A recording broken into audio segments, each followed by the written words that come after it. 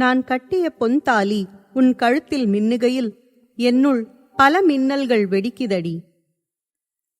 அகரன் பத்திரங்களை ஒப்படைத்துவிட்டு தனது காதலுக்கு பதில் என்ன என்று கேட்க, கண்ணில் தேங்கியிருந்த ஆவலும் அளவில்லா காதலும் சுஹீரா மனதில் அகரன் மீதான காதல் ஒழிந்து மறைந்திருந்த சிறு இடமே இல்லாமல் இடத்தை முழுதாய் ஆக்கிரமிப்பு செய்திட அவன் விருப்பத்திற்கு தலையாட்ட வைத்தது.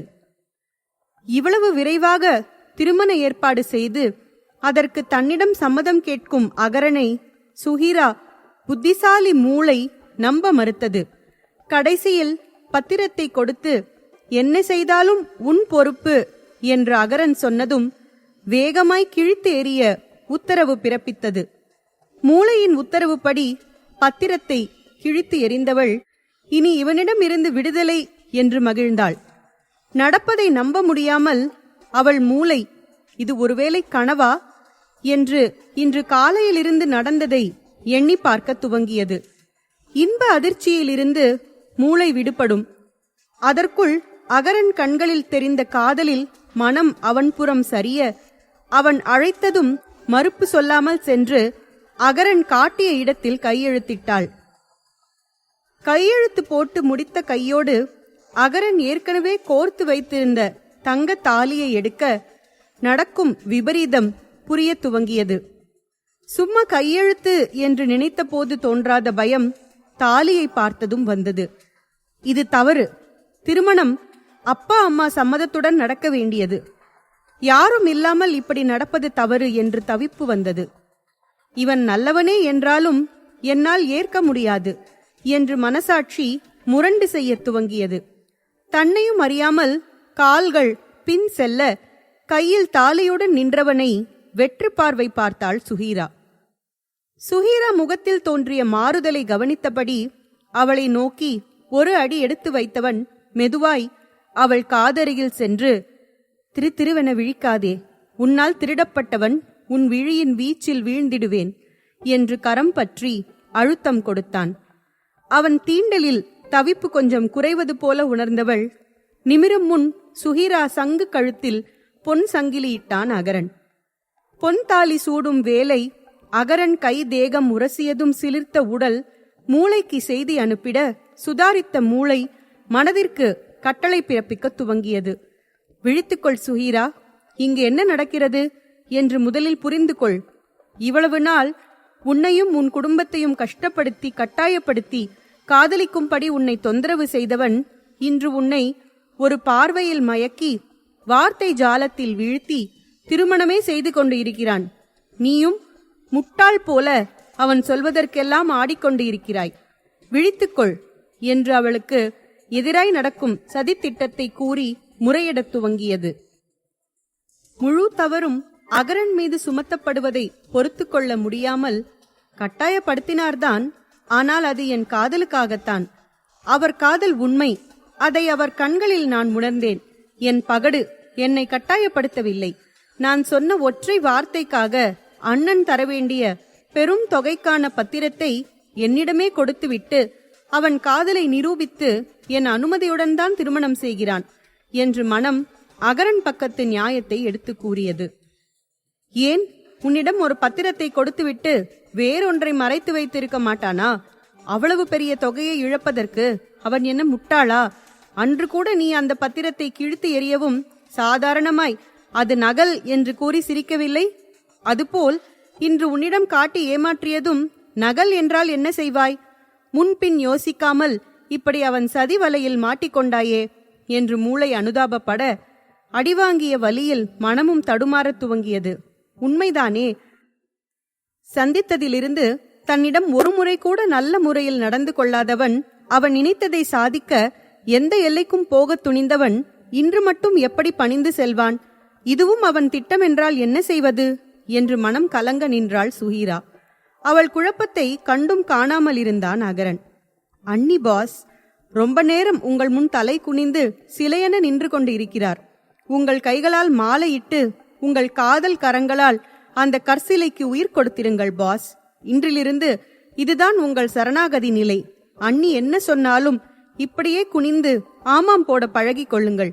அதுதான் திருமண பந்தத்தின் தாரக மந்திரம் என்று குகன் கேலி செய்ய, சாட்சி கையெழுத்து போட வந்திருந்த நிறுவன லீகல் வக்கீல் தமிழ் மற்றும் அகரனின் நெருங்கிய நண்பன் சூர்யா அவரின் மனைவியும் சேர்ந்து சிரிக்க துவங்கினர். நீ சொல்வதும் சரிதான் குகா. எவ்வளவு பெரிய ஆளாய் இருந்தாலும் வீட்டில் வெறும் வெத்து வேட்டுதான். நான் பெரிய பருப்பு என்று மனைவியிடம் பந்தா காட்டினால் பருப்பு கடையும் மத்தை வைத்தே முத்து கிடைக்கும் என்று சூர்யா விளக்கம் தர, அப்படியா டார்லிங், வீட்டுக்கு வாருங்கள், மத்து முத்து என்று டைமிங் ரைமிங் பேசும் உங்களுக்கு என் டைமிங் என்னவென்று காட்டுகிறேன் என்று கூறினாள் சந்திரிமா, சூர்யாவின் மனைவி. எல்லோரும் கேலியை ரசித்து சிரித்துக் கொண்டிருக்க, சுஹீரா மட்டும் தான் ஏமாற்றப்பட்டு விட்டோமோ என்ற சிந்தனையில் சிலையென நின்றிருந்தாள். என்ன சுஹீரா, அவசரப்பட்டு எங்கள் அகரனை திருமணம் செய்து கொண்டோமே என்று கவலையாய் இருக்கிறாயா என்று சுஹீரா மனநிலையை சரியாய் கணித்து சொன்னாள் சந்திரிமா. பாஸ், இவர்களுக்கும் எல்லா உண்மையும் தெரியுமா? சரியாக சொல்கிறார்கள் என்று அகரன் காதில் கிசுகிசுத்தான் குகன். ஒரு புறம் சரிந்து பிறர் அறியாமல் சாதாரணமாய் சிரித்தபடி தன் முகபாவத்தை மறைத்து கொண்டு, தேவையில்லாமல் நீயாக எதையும் உளறி காட்டி கொடுத்து விடாதே, யாருக்கும் ஏதும் தெரியாது என்று எச்சரித்தான் அகரன். மாலை சூட்ட இவ்வளவு யோசனையா என்று சந்திரிமா மேலும் கேலி செய்ய, அகரன் சுஹீராவை கவனித்தான். அவள் கண்களில் தெரிந்த குழப்பம் உணர்ந்து, உனக்கு என் காதலை புரிய வைத்தே என் பாதி ஆயுள் கழிந்துவிடும். இதுபோல ஒரு பிரச்சனையை தீர்த்து வைத்தால் அடுத்ததை எடுத்து தலையில் போட்டுக்கொள்கிறாள். இப்போது என்ன சிந்தனையில் சிலையென நிற்கிறாள் என்று தெரியவில்லையே என்று செல்லமாய் அழுத்து கொண்டவன், அவள் கரம் பற்றி தன் கழுத்தில் மாலையிட செய்தவன் பற்றிய கரத்தை விடாமல் தன் அருகில் இழுத்து நிறுத்தி வைத்துக் கொண்டான் அகரன். எல்லோரும் வாருங்கள், திருமணம் முடிந்துவிட்டது. நாம் தான் இந்த திருமணத்தை முன்னின்று நடத்தி வைத்தோம் என்று சாட்சியாக ஒரு புகைப்படம் எடுத்துக்கொள்வோம், வரலாறு பேசும் நம் சரித்திரத்தை என்று சூர்யா கூறி தனது போனில் புகைப்படம் எடுக்க, அதுவும் சரிதான், நாளையே பெண் கடத்தல் திருட்டு திருமணம் என்று போலீஸ் வந்து நின்றால் நாம் தான் உடந்தை என்று எல்லோரும் ஒன்றாய் உள்ளே செல்வோம். ஏன் வக்கீல் சார், சட்டம் உங்கள் மீதும் பாயும் தானே? இல்லை, என் போன்ற அப்பாவிகளை மட்டும்தான் பதம் பார்க்குமா என்று பயத்துடன் வினவினான் குகன். சுஹீராவின் மறுபக்கம் இருந்த குகனை சுஹீராவை நெருங்கி அணைத்து பிடித்தபடி குகன் தலையில் ஓங்கி ஒன்று கொடுத்தவன், நீ அமைதியாய் இருந்தாலே போதும், பாதி பிரச்சனை தீர்ந்துவிடும் என்று அகரன் மிரட்ட, இன்னும் 2 சேர்த்து கொடு அகர், இப்போதுதான் திருமணம் நடந்துள்ளது, அதற்குள் அபசகுணமாய் பேசிக்கொண்டு என்று சந்திரிமா அகரனுக்கு ஆதரவாய் பேசினாள். ஏன் சொல்ல மாட்டீர்கள்? அண்ணி ஏதோ மனக்குழப்பத்தில் சரி என்று விட்டு இப்போது தனக்குள்ளேயே புகைந்து கொண்டு இருக்கிறார்கள். அந்த எரிமலை வெடித்து நம்மை எரிக்கும் முன் தப்பி பிழைத்து ஓடுவதை விட்டு போட்டோவிற்கு போஸ் கொடுக்கிறீர்கள். 4 பேருக்கு நல்லது சொன்னால் என்னை கேணையன் என்பீர்கள் என்று தனக்குள் புலம்பிக் கொண்டான் குகன். குகனை அடிக்க கொண்டு சென்ற கையை எடுக்க மறந்து அது சுஹீரா தோள்களிலேயே தங்கிவிட அந்த போஸில் 2-3 புகைப்படங்கள் எடுக்கப்பட்டன. பிறர் அறியா வண்ணம் கையை மெதுவாய் கீழிறக்கி அவள் இடைவளைவை மெதுவாய் வருடியவன் சுஹீரா உடல் கூச, முகம் அருவருப்பில் சுருங்க விலக முயல மேலும் இறுக்கமாய் பற்றி கொண்டான் அகரன். அவன் கைகளை விலக்க முயன்று முடியாமல் நிமிரும்போது குகனும் இவர்களின் செயலை கவனித்துக் கொண்டிருக்க, அகரன் உடலின் கைகள் செய்யும் செயலுக்கு அவனின் வலது இடது கை என்று பெருமை பேசிய குகனை கோபமாய் முறைத்தாள் சுஹீரா. நான் எதையும் பார்க்கவில்லை என்று வேறு புறம் தலையை திருப்பிக் கொண்டான் குகன். என்னை அடிக்கும் சாக்கில் அண்ணியை அணைத்துக் கொண்டு இருக்கிறார். அவர் செயலுக்கு அண்ணி என்னை முறைத்துக் கொண்டு இருக்கிறார். இது தெரியாமல் இதுகள் வேறு விதமாய் போஸ் கொடுத்து கொண்டு இருக்கிறார்கள் என்று தனக்குள் புலம்பிக் கொண்டே, பாஸ், மற்ற ஃபார்மாலிட்டிஸ் நான் முடித்துவிட்டு வருகிறேன். நீங்கள் அப்படி கொஞ்சம் தள்ளி போய் போஸ் கொடுங்கள். அடுத்த ஜோடிகள் திருட்டுத்தனத்திற்கு என்று துவங்கியவன் எல்லோரும் முறைக்க, திருமணத்திற்கு என்று சொல்ல வந்தேன், வழக்கம் போல அவசரத்தில் உண்மையை உளறிவிட்டேன் என்று மழுப்பினான் குகன். அனைவரையும் ஒரு காரணம் சொல்லி தள்ளி அனுப்பி வைத்தவன், அப்பாடா, ஆபத்தில் இருந்து தப்பியாயிற்று, இனி எரிமலை வெடித்தாலும் நமக்கு அதிக சேதாரம் இருக்காது என்று நிம்மதி பெருமூச்சு விட்டபடி மற்ற வேலைகளை கவனிக்க துவங்கினான். தன்னோடு சேர்த்து அணைத்தபடியே அழைத்து சென்றவனிடம், கையை எடு, என்னை தொடாதே என்று கண்களால் எச்சரித்தாள் சுஹீரா. இன்னும் என்ன சுஹி, நமக்கு திருமணம் முடிந்து விட்டது. நான் உன் காதல் கணவன், கண்மணி, விலக நினைக்காதே, வீண் முயற்சி என்று சிரித்தான் அகரன். எல்லோரும் வெளியில் நின்று பேசிக் கொண்டு இருக்க ஒரு வழியாய் நீயும் காதலில் மாட்டிக்கொண்டாய். இப்போதுதான் நிம்மதியாய் இருக்கிறது. நீ மட்டும் எந்த பந்தத்திலும் சிக்காமல் பந்தாவாக வலம் வந்ததை பார்த்து எத்தனை நாள் பொறாமையில் புழுங்கினேன் தெரியுமா? இறுதியாய் உன் சுதந்திரம் என் கண்முன் பறிபோனதை நினைக்கும் போது அளவில்லா நிம்மதி அடைகிறேன் என்று தன் நெஞ்சில் கை வைத்து கூறினான் சூர்யா. நீ சொல்வது போல காதல் ஒன்றும் மோசம் என்று எனக்கு தோன்றவில்லை. இன்னும் வேண்டும் என்று வேண்டி விரும்பி அனுபவிக்க தூண்டும் சுகமான இம்சை என்று சுஹீரா தோள்களில் கை போட்டு கொண்டவன், அப்படித்தானே சுஹி என்று வினவ, இதற்கு மேல் காதல் என்று கதை பேசினால் உண்மையை கூறிவிடுவேன் என்று மிரட்டுவது போல இருந்தது அவள் கண்களில் தெரிந்த கனல் பார்வை. பேச்சை மாற்றும் விதமாய், இவன் சூர்யா சிறுவயதிலிருந்தே நெருங்கிய தோழன். பள்ளிப்பருவம் வரை ஒன்றாய்தான் சுற்றி திரிந்தோம். பின் சார் மருத்துவம் பக்கம் செல்ல நான் பொறியியல் பக்கம் பயணித்தேன். இது இவன் மனைவி சந்திரிமா. மூவரும் பள்ளி தோழர்கள்தான். என்னை சொல்கிறானே, இவன் காதல் துவங்கியது பள்ளியில்தான். பையன் பயங்கர ஃபாஸ்ட். மேடம் அதற்கு சளைத்தவர்கள் இல்லை. அவன் உடனே மருத்துவம் படித்து ட்ரெயினிங் முடித்து இருவரும் தூங்க மட்டுமே அவரவர் வீட்டிற்கு செல்வர். கொடுத்து வைத்தவன் என்று ஏக்க பெருமூச்சு விட்டு சுஹீராவை பார்க்க, கொடுத்து வைத்து எல்லாம் காதலிக்கும் போது மட்டும்தான் நகர். திருமணம் முடிந்ததும் எல்லாம் தலைகீழ்தான். இப்போதுதானே திருமணம் முடிந்துள்ளது. உனக்கு போக போக புரியும் என்று உண்மையை கூறி சந்திரிமாவிடம் இருந்து கொட்டுகளை வாங்கி கொண்டு வலி தாங்க முடியாமல் தலையை தேய்த்து விட்டு கொண்டிருந்தான் சூர்யா. இருவரின் ஊடலிலும் காதல் கலந்திருப்பதைக் கண்டு சுஹீராவிற்கும் புன்னகை அரும்பியது.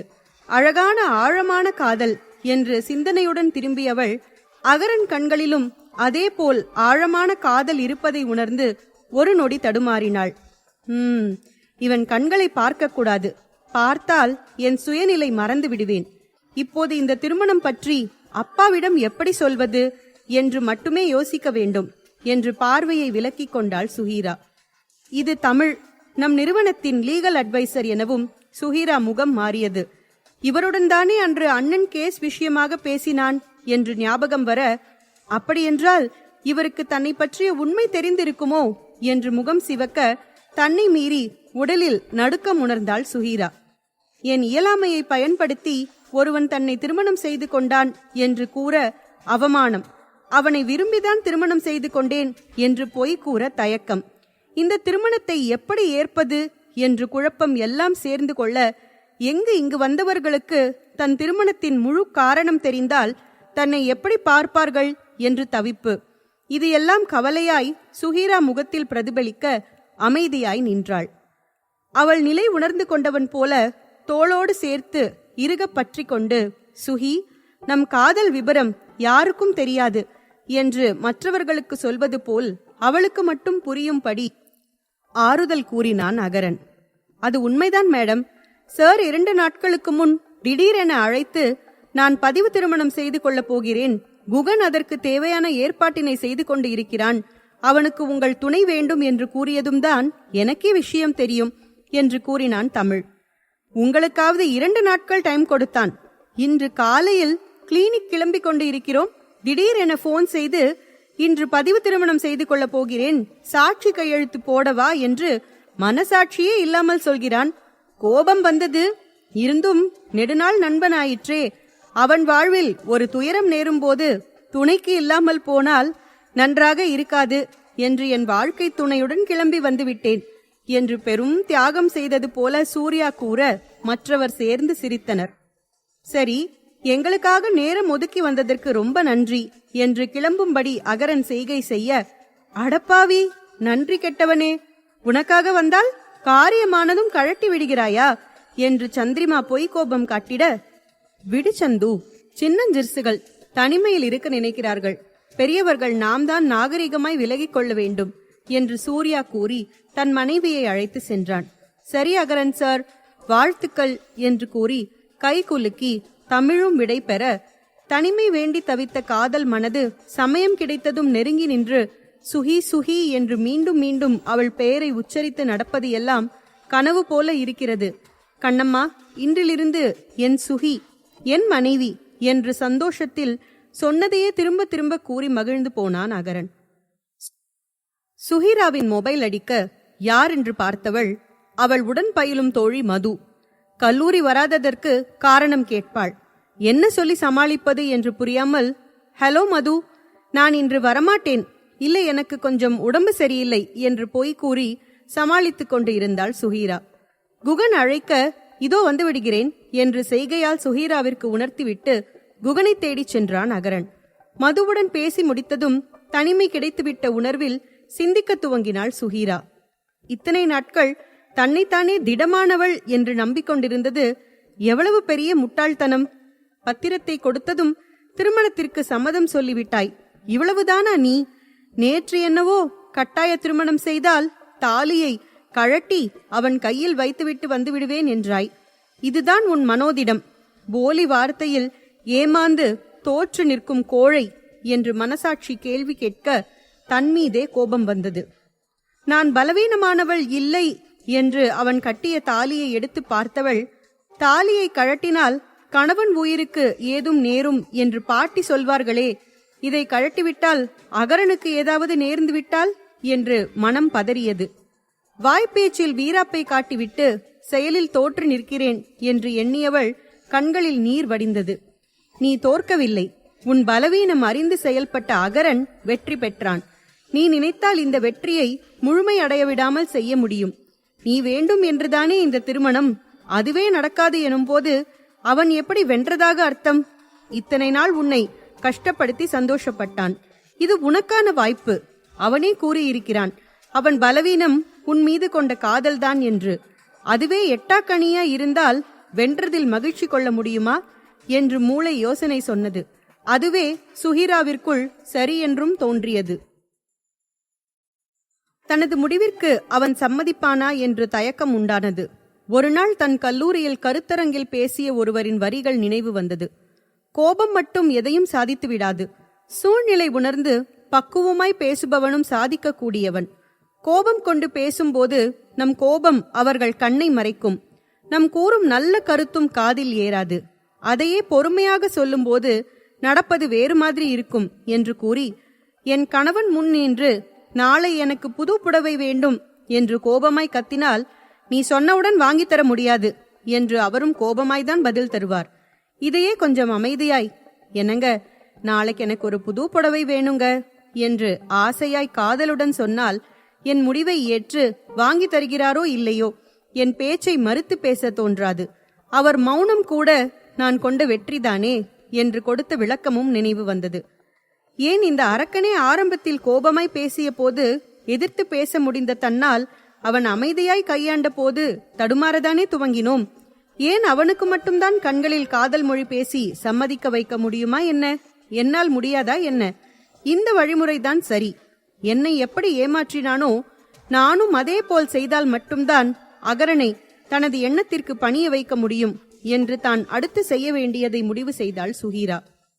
என்ன சுஹி, தீவிர யோசனை? எல்லா ஃபார்மாலிட்டிஸும் முடிந்து விட்டது, இனி நாம கிளம்பலாம் என்று கைப்பிடித்து அழைத்து சென்றான் அகரன். அமைதியாய் அவன் பின் சென்று காரில் ஏறினாள் சுஹீரா. குகன், நீதான் வந்து காரை எடுத்து அலுவலகம் சென்று விடு. நான் வரமாட்டேன். ஏதும் சந்தேகம் என்றால் என்று அகரன் கூறி முடிக்கும் முன், உங்களுக்கு போன் செய்கிறேன் பாஸ் என்றான் குகன். அதை மட்டும் செய்யாதே. நீ கேட்டதற்கு அனுமதி மட்டும் கொடுத்தால் போதும். அரை மணி நேரத்திற்கு ஒருமுறை சந்தேகம் கேட்க போன் செய்வாய். உன்னை பற்றி எனக்கு தெரியும். நானே உன்னை அழைக்கிறேன், போதுமா என்று கூறி குறும்பாய் சிரித்து கண்ணடித்தான் அகரன். புரிந்தது பாஸ். வாழ்த்துக்கள் அண்ணி என்று சுஹீராபுரம் திரும்பினான். எரித்து விடுவது போல முறைத்து கொண்டு அவள் அமர்ந்திருக்க, எரிமலையுடன் போகும்போதே உங்களுக்கு இந்த பேச்சா? அதுவும் சரிதான். எரிமலையை பனிமலையாய் மாற்றும் வித்தை உங்களுக்கு தெரியாதா என்ன என்று நினைத்து கொண்டு புதுமண தம்பதிகளை வழியனுப்பி வைத்தான் குகன். மை ஸ்வீட் ரசகுல்லா, உன்னை அப்படியே கடிச்சு சாப்பிடணும் போல இருக்குடி. இந்த 4 நாட்களாக உன்னை தொட்டு அணைக்க முடியாமல் ரசகுல்லா இதழ்களை நினைத்து நினைத்தே இழைத்து போனேண்டி என் பொண்டாட்டி என்று தன் பக்கம் இழுத்து கொண்டான். என் காதல் கை சேர்ந்தது. காற்றில் மிதப்பது போல உணர்கிறேன்.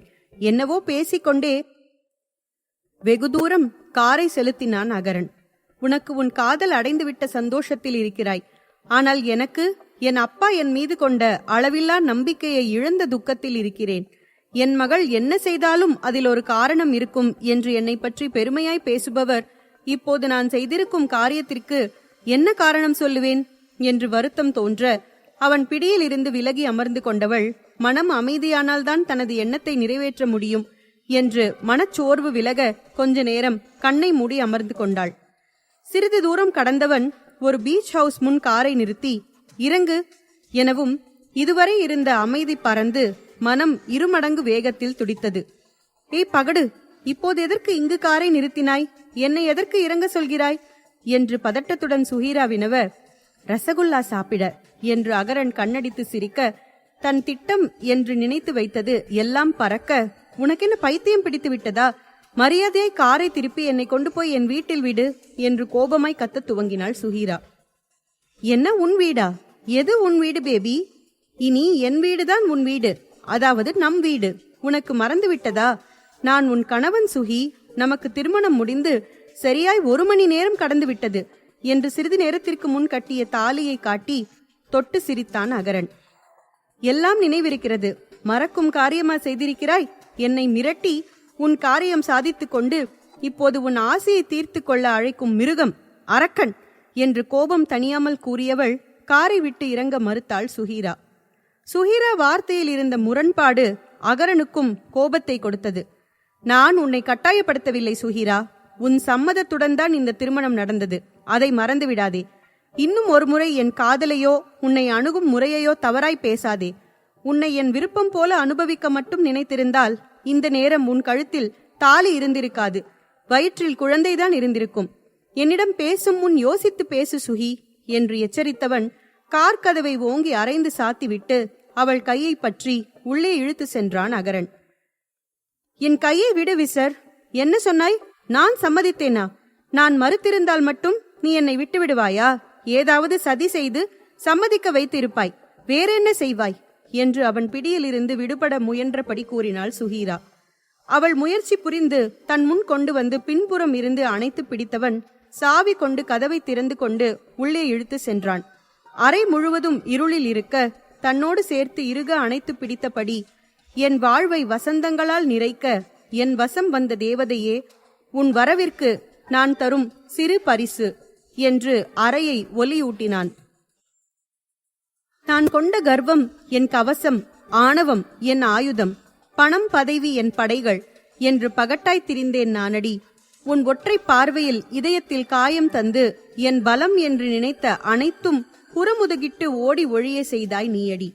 சரியான போராட்டக்காரி என்று மெதுவாய் காது மடலில் இதழ் ஒற்றியவன், இன்னும் ஒன்று உனக்காக என்று மேஜை மீது மூடியிருந்த திரையை விலக்க மார்பளவில் சுஹீரா உருவ மண் சிலை இருந்தது. கண்களில் ஆச்சரியம் மின்ன அவனை திரும்பி நோக்கினாள் சுஹீரா. இது நானே என் கையால் செய்தது. இந்த பிறை நெற்றி, கடிக்கத் தூண்டும் கன்னம், எப்போதும் கோபமாய் பார்க்கும் கண்கள் என்று ஒவ்வொன்றாய் கூறி வருடியவன் உயிர் கொள்ளும் உதடுகள் என்று மெதுவாய் விரலால் அளந்து இதழ் ஒற்றி விடுவித்தான். நானும் நம்பிவிட்டேன் மலர்கள் மென்மையென்று, உன் தேகம் தீண்டும் வரை, தேன்தான் சுவையென்று உன் இதழ் தேன் பருகும் வரை என்று சிலை அருகில் அழைத்து சென்று இரண்டிற்கும் உள்ள ஒற்றுமையை ஆராய்ந்தான் அகரன். உன் உருவம் செய்ததால் மண் சிலை கூட பொன் போல் மிளிருதடி என்றவன் அருகில் இருந்த ஒரு நகை பெட்டியை எடுத்து ஒரு வைர மாலை அணிவித்தான். உன் பேரழகில் இந்த வைரங்கள் கூட தன் ஒளி இழந்து வெறும் கண்ணாடி கல்லாய் தோன்றுதடி. என்ன சுகி, இன்னும் உனக்கு என் காதல் மீது சந்தேகம்தானா என்று வினவிட, உன் காதலின் விலை இந்த வைரங்கள் அளவுதானா என்று ஏளனமாய் உதட்டை சுளித்து அந்த வைர மாலையை கழட்டி அவன் கைகளில் கொடுத்துவிட்டு, எனக்கு உன் காதல் மீது நம்பிக்கை வரும்போது நான் இதை பெற்றுக்கொள்கிறேன் என்று அழகாய் சிரித்தாள் சுஹீரா. அவள் அதை பெற்றுக்கொண்டால்தான் அகரன் ஆச்சரியப்பட்டு போயிருப்பான். இது நடக்கும் என்று அவன் யூகித்த ஒன்றுதான். எனவே அதை எடுத்து பத்திரப்படுத்தியவன், என் காதலால் நீ இந்த உலகம் மறந்து இருக்கும் நேரம் இதை உனக்கு நானே அணிவிக்கிறேன். அன்று நீ முழுதாய் எனக்கு சொந்தமாகி இருப்பாய் ரசகுல்லா என்று கள்ளப்பார்வை பார்க்க முகம் சிவக்க வேறு புறம் திரும்பிக் கொண்டு, நான் உன்னிடம் கொஞ்சம் முக்கியமாய் பேச வேண்டும் என்று கூறி அவன் பதிலை எதிர்பார்க்காமல் பேச துவங்கினாள். என் அப்பாவிற்கு கொஞ்ச நாட்களாக தொழிலில் நஷ்டம். அதனால் அவர் உடல்நிலை முன்பு போல இல்லை. இந்த சூழ்நிலையில் இந்த திருமணத்தை பற்றி அவருக்கு கூற முடியாது. அதனால் உன் வலது கை சொன்னது போல இப்போதைக்கு இருவரும் பிரிந்து இருப்போம். பின் நம் வீட்டில் பெரியவர்கள் அனுமதியுடன் நம் வாழ்வை என்று சுஹீரா முடிக்கும் முன், என்னால் முடியாது சுஹி. உன்னை விலகி இருக்க முடியாமல் தான் இவ்வளவு அவசரமாய் திருமணம் செய்தது. குகன் பேச்சை பெரிதாய் எடுக்காதே. அவன் அவ்வப்போது இப்படித்தான் உளறிக்கொண்டு இருப்பான். இப்போதே இருவர் வீட்டிலும் பேசி விடுவோம். நம் திருமணத்தை ஏற்க மறுத்தால் இங்கேயே நம் புது வாழ்வை துவங்கி விடுவோம் என்று அகரன் தன் போனை எடுக்க, இல்லை இல்லை, அப்படி செய்யாதே, அப்பா ரொம்ப கோவப்படுவார் என்று சுஹீரா பதட்டத்துடன் தடுத்தாள். பெரியவர்கள் கோபமெல்லாம் பேர குழந்தையை பார்க்கும் வரைதான். பேசாமல் நாம் ஏன் நேரடியாக அவர்கள் கோபத்தை குறைக்கும் முயற்சியில் இறங்கக்கூடாது என்று கிரக்கமாய் பார்த்தான் அகரன். அவன் பார்வையில் முகம் சிவக்க, உனக்கு முற்றிவிட்டது என்று நினைக்கிறேன். முதலில் என்னை கொண்டு போய் என் வீட்டில் விடு, பிறகு சூழ்நிலை பார்த்து நம் திருமணத்தை பற்றி கூறிவிடலாம் என்று அறையை விட்டு வெளியேற நகர்ந்தாள் சுஹீரா. தன்னை தாண்டி சென்றவள் கரம் பற்றி அவள் அனுமதியின்றி அணைத்தவன், என் செல்ல ரசகுல்லா என்று இதழ் அணைத்து கொண்டான். விலக முயல்வாள் என்று அகரன் நினைக்க, அதற்கு எதிர்மறையாய் கண்களில் கண்ணீருடன் அமைதி போராட்டத்தில் இறங்கினாள் சுஹீரா. தனது காதலியின் கோப வார்த்தைக்கு பதில் சொல்ல தெரிந்த பிடிவாதக்காரனுக்கு அவள் கண்ணீர் முன் பேச முடியவில்லை. கண்ணம்மா, அழாதே, நீதானே திருமணத்திற்கு பிறகுதான் தொட வேண்டும் என்றாய், இன்னும் என்ன என்று புரியாமல் வினவியவன் கண்களில் குழப்பத்தை தாண்டி அளவில்லா காதல் ஒளிர்ந்தது. இல்லை சுஹி, அவன் கண்களை பார்க்காதே என்று மூளை எச்சரிக்கை செய்ய அவன் கண்களை தவிர்த்து தனது திட்டத்தை செயல்படுத்த துவங்கினாள். அவன் அருகில் சென்று விரல் கோர்த்து கொண்டவள், நான் உன் மனைவி, உன்னை விட்டு எங்கு செல்லப் போகிறேன் சொல், எங்கு சென்றாலும் இறுதியில் வருவது இங்குதானே என்று ஒரு விரல் கொண்டு அகரன் மார்பை சுட்டி காட்டி, ஆனால் நாம் நம் வாழ்வை துவங்கும் போது எந்த மனக்குறையும் இல்லாமல் இருந்தால்தானே நல்லது என்று மெதுவாய் கூறி அகரன் முகபாவத்தை கவனித்தாள் சுஹீரா. அகரன் கண்களில் சற்று கூர்மை அதிகரிக்க அவள் சொல்வதை கவனித்துக் கொண்டு இருந்தவன் இதழ் விரித்து, அருமையான முயற்சி மிஸ்ஸஸ் அகரன் என்றவன், உன் விருப்பமின்றி உன் கணவன் இந்த அகரன் என்றவன், கணவன் என்ற வார்த்தையில் சற்று அழுத்தம் கொடுத்து கூறியவன், ஏதும் செய்ய மாட்டேன், கவலை வேண்டாம். ஆனால் என்னிடம் இதுபோல பொய்யாகவாவது உன் காதல் நாடகம் நடத்து, அது போதும் எனக்கு என்று கட்டி அணைத்து கொண்டான் அகரன். அவள் இடையில் கைகோர்த்து தோள்களில் தலை சாய்த்து கொண்டவன், நான் உன் மீதான காதலை உணர்ந்த நொடியிலிருந்து உனக்கு பிடித்தவனாக மட்டுமே நடந்து கொள்ள நினைக்கிறேன். ஆனால் பல இடங்களில் தவறிவிட்டேன். காதலனாய் தவறிய கடமையை கணவனாய் நிறைவேற்றுகிறேன். உன் விருப்பப்படி எப்போது என் காதலை உணர்ந்து என்னிடம் வர விருப்பம் உள்ளதோ அப்போது வா, அதுவரை உனக்காக காத்திருப்பேன். ஆனால் என்னால் உன்னை சந்திக்காமல் ஒருமுறையேனும் அணைக்காமல் இருக்க முடியாது. நீ தினமும் என்னை சந்திக்க வரவேண்டும் என்று வேண்டுதலாய் நிபந்தனை விதித்தான் அகரன். அவள் சரி என்று சம்மதம் சொல்ல சாய்ந்திருந்த தலையை திருப்பி கன்னத்தில் முத்தமிட்டவன் அவள் கூச்சத்தில் நெளிய விடுவித்து விலகி நின்றவன், என்னென்னவோ கற்பனையில் வந்தேன், எல்லாம் கனவாய் போனது என்று ஏக்கப் பெருமூச்சு விட அகரன் இவ்வளவு எளிதில் சம்மதிப்பான் என்று எதிர்பார்க்காதவள் பாரம் இறங்கிய நிம்மதியில் வாய்விட்டு சிரித்தாள் சுஹீரா. அழகாய் சிரித்தவளை ஏக்கமாய் பார்த்து, மைடியர் பொண்டாட்டி, ஒரே ஒரு ஸ்வீட் என்று ஆசையாய் கேட்டான். சுஹீரா என்ன என்று புரியாமல் விழிக்க சற்றும் தாமதிக்காமல் இதழோடு இதழ் சேர்த்து இனிப்பிலும் இனிமையான இன்பத்தை இமை மூடி அனுபவித்தான் அகரன். முதல் முறை அகரன் அணைப்பிற்கு விலகாமலும் ஒட்டி உறவாடாமலும் அமைதியாய் ஏற்றாள் சுஹீரா. சில மணி நேரம் கழித்து விடுதலை தந்து விடுவித்தவன் அவள் கண்ணம் நாணத்தால் சிவந்திருக்க, சுஹி, முதன் முறை என் தொடுகையில் நீ கோபம் கொள்ளாமல் இருக்கிறாய் என்றான் அகரன். அவன் குரலில் இருந்த வேறுபாடு புரிந்து தன்னை நேர் செய்து கொண்டு, என்னை என் வீட்டில் விடு என்று கட்டளை போல கூற, இப்போதே போக வேண்டுமா, கல்லூரி முடியும் நேரம் விடுகிறேன் என்று கெஞ்சலுடன் கூறினான் அகரன். கோபமாய் முறைத்தாள் சுஹீரா. சரி சரி, உத்தரவு மகாராணி என்று தலை தாழ்த்தி நிமிர்ந்தான் அகரன். அவன் செய்கையில் கோபம் மறைந்து சுஹீரா முகம் குழப்பத்தில் நிறைந்திருந்தது. அதற்கு மேலும் தாமதம் செய்யாமல் அவள் வீட்டிற்கு அழைத்து சென்றான். வழக்கமாய் இறங்கும் இடம் வந்ததும் இறங்க போனவளை தடுத்தவன் வெளியில் தெரிந்த தாலி செயினை சட்டைக்குள் தள்ளி மறைத்தவன் சுஹீரா வெடுக்கென விலகி முறைப்பதைக் கண்டு வீட்டில் என்று சற்று தெடுமாறி கூறினான். அவளே மறைத்துவிட்டு நிமிரும்போது இறுக அணைத்து கொண்டான். எந்த சூழ்நிலையிலும் யார் என்னை பற்றி என்ன சொன்னாலும் நான் உன் மீது கொண்டது உயிர்காதல் என்று மனதில் வைத்துக்கொள். உனக்காக தன்னையே மாற்றிக்கொண்ட இந்த அரக்கனின் காதல் என்றும் உண்மையானது. இதை மட்டும் மறந்துவிடாதே என்று அவள் நெற்றியில் முத்தமிட்டு, நீ என் காதல் மட்டும் இல்லை, என் சகலமும் நீதான் என்று பிரிய மனமில்லாமல் அணைத்து இருந்தான் அகரன். நீ என்னிடம் கொடுத்தது உண்மையான பத்திரம்தானே, வேறு நகல் உள்ளதா என்றாள் சுஹீரா. அவள் கேள்வியில் அவளை விடுவித்து வாய்விட்டு சிரித்தவன், அது உண்மையான பத்திரம்தான். உன் அண்ணன் பணம் தராமல் ஏமாற்றினாலும் என்னால் எதுவும் செய்ய முடியாது என்று அகரன் கூற, ரோஷமாய் தலை நிமிர்ந்து, என் அண்ணன் ஒன்றும் உன்னைப்போல் இல்லை, யாரையும் ஏமாற்ற மாட்டான். உன் பணத்தை விரைவிலேயே திரும்ப கொடுத்து விடுவான் என்றாள் சுஹீரா. நான் யாரை ஏமாற்றினேன் என்கிறாய் என்று கேட்க சுஹீரா பதில் கூற முடியாமல் திணறினாள். அவள் செய்கையை ரசித்தவன், சரி, நாளை நானே உன்னை அழைத்து செல்ல வருகிறேன் என்று கூற, காலையிலெல்லாம் முடியாது, எனக்கு எப்போது முடியுமோ அப்போது என் தோது பார்த்து சொல்கிறேன் என்று வேகமாய் இறங்கி ஓடிவிட்டாள் சுஹீரா. அவள் சொன்ன தோரணையை தனக்குள் சிரித்து கொண்டவன், உன்னை கட்டாயப்படுத்தி அடைய நீ நினைப்பது போல அரக்கன் இல்லையடி, நான் உன் காதலுக்காக காத்திருக்கும் உன் அடிமை என்று மனதில் நினைத்து கொண்டு காரை கிளப்பி சென்றான். தான் திட்டமிட்டது போல பக்குவமாய் பேசி காரியம் சாதித்து விட்டோம் என்று நினைத்த சுஹீராவிற்கு இது அகரன் விட்டு கொடுத்ததால் நடந்தது என்று புரியவில்லை. எதையும் சாதிக்க தெரிந்தவனுக்கு அவன் விருப்பத்திற்கு அவளை பணிய வைக்க வெகுநேரம் ஆகாது. ஆனால் அகரன் அதை விரும்பவில்லை. சுஹீரா காதல் கட்டாயத்தால் இல்லாமல் முழு மனதாய் இருக்க வேண்டும் என்று எல்லாவற்றிற்கும் விட்டு கொடுத்தான் அவன். அம்மா சொன்னது போல அவன் இயல்பு குணத்தை மாற்றிக்கொள்ளாமலே தனது காதலை புரிய வைக்க நினைத்தான் அகரன்.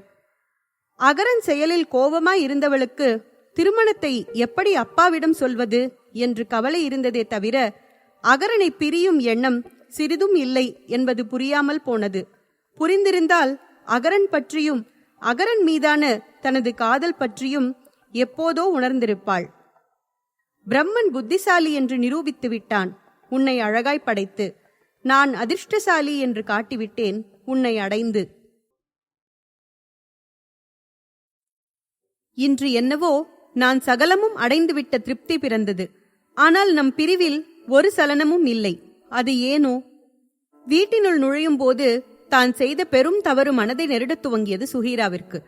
எப்போதும் வீட்டினுள்ளே நுழையும் போதே தான் வந்துவிட்டதை அறிவிக்கும்படி அம்மா என்று கூச்சலிட்டுக் கொண்டே வருபவள் இன்று அமைதியாய் ஆரவாரமின்றி வருவதைக் கண்டு, என்ன இன்னைக்கு சரவெடி சாதுவாய் இருக்குது? அது சரி, என்ன இப்போதே வந்துவிட்டாய்? கல்லூரிக்கு போகவில்லையா? இன்றும் வழக்கம் போல வெளியில் சுற்றிவிட்டு வருகிறாயா என்றார் சுபத்ரா. அம்மா, அது என்று பேய் அறைந்தது போல் விழித்தவளின் நெற்றி தொட்டு காய்ச்சலோ என்று பார்த்த சுபத்ரா அடுத்து கழுத்தில் கை வைக்க ஒரு அடி பின் நகர்ந்தவள், அது என்று தடுமாறத் துவங்கினாள் சுஹீரா. வழக்கத்திற்கு மாறாக தடுமாறும் மகளின் முகம் ஏதோ தவறு என்று உணர்த்த, என்ன தப்பு செய்துவிட்டு அந்த தப்பிலிருந்து தப்பிக்க இந்த ஊமை நாடகம் போடுகிறாய் என்று கடுமையாய் வினவினார் சுபத்ரா. முகம் வெளிரி, நான் எந்த தப்பும் செய்யவில்லை அம்மா என்று தடுமாற்றத்துடன் துவங்கியவள் அம்மாவிடம் எல்லாம் சொல்லிவிடலாம் என்று மனசாட்சி உறுத்த, இல்லை, இப்போது சொன்னால் அகரனிடம் என்ன காரணம் சொல்லி விலகி வந்தோமோ அது எல்லாம் வீண். இவர்களுக்கு மட்டும் உண்மை தெரிந்தால் பேசியே என் எண்ணத்தை மாற்றி விடுவார்கள். அதை கூட தாங்கிக் கொள்ளலாம். திருமணம் என்பது உனக்கு என்ன விளையாட்டா என்று ஒரு பெரிய அறிவுரை நிகழ்த்தி இவர்களே அகரனின் கையில் என்னை பிடித்து கொடுத்து விடுவார்கள் என்று அறிவுறுத்த, கொஞ்சம் தலைவலி, அதனால்தான் கொஞ்ச நேரம் தூங்கி எழுந்தால் எல்லாம் சரியாகிவிடும் என்று தரையை பார்த்தே பதில் கூறியவள், எங்கு இன்னும் இங்கு நின்று கொண்டிருந்தால் முகத்தை வைத்தே தனது மனதில் உள்ளதை படித்து விடுவார்கள் என்று மெதுவாய் நகர்ந்து தன் அரைப்பக்கம் சென்றாள் சுஹீரா. ஏய் நில்லு, உன் தலைவலியின் காரணம் எனக்கு தெரியும். காலையில் உனக்காக எடுத்து வைத்திருந்த காலை உணவு அப்படியே இருந்தது.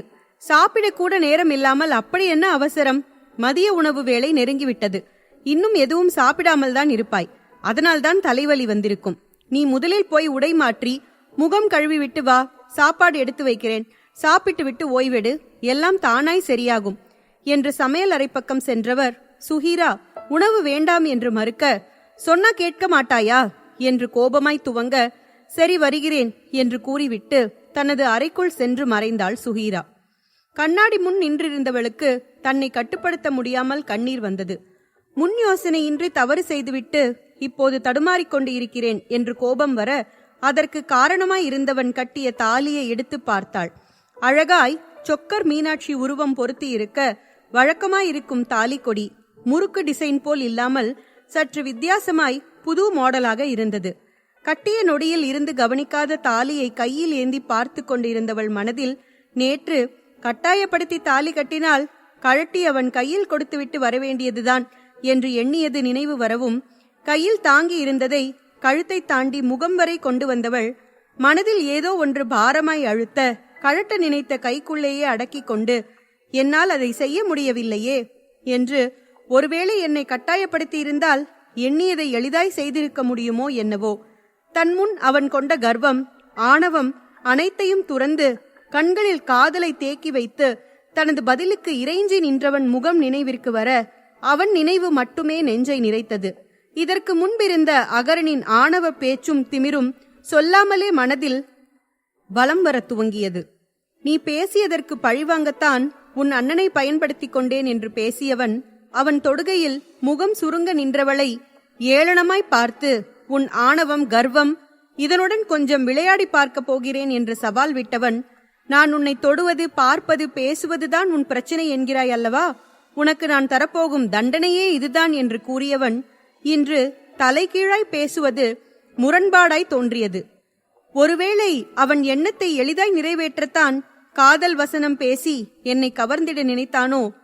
அதற்கு எந்த பலனும் இல்லை என்று தெரியவும், வேண்டுமென்றே 4 நாட்கள் தவிர்த்து என் உணர்வுகளுடன் விளையாடி என் மனதை பலவீனமாக்கி அவன் காரியத்தை சாதித்துக் கொண்டானோ என்று எண்ணம் மனதில் வலுப்பெற துவங்கியது.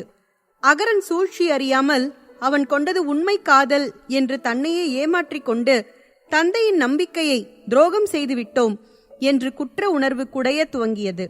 அகரன் மீது வலுக்கட்டாயமாக கோபத்தை நிறைத்து தாலியை கழட்ட முயன்றும் முடியாமல் மீண்டும் சோர்ந்து போனாள் சுஹீரா.